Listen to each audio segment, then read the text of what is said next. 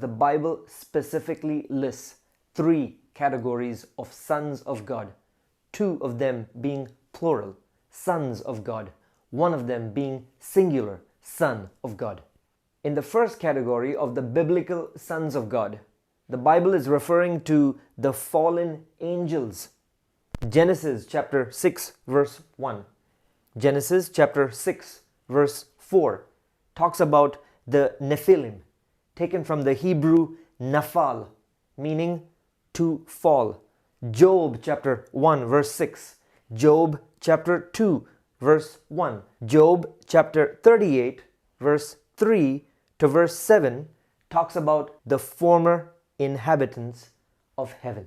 In the second category of the biblical sons of God, the Bible is referring to God's adopted children, us. The Bible tells us that God has loved us and chosen us before the creation of the world. And God has predestined us for adoption to sonship. Every woman and every man will be granted the equal authority of sonship.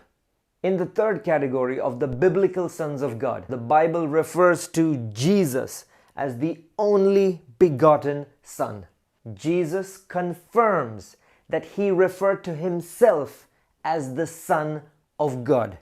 God the Father speaks out from heaven and calls Jesus my beloved Son. So although the Old Testament refers to the sons of God being the former inhabitants of heaven, and although the New Testament refers to us, all of God's children, as God's sons, there is only one Son of God, and that is Jesus.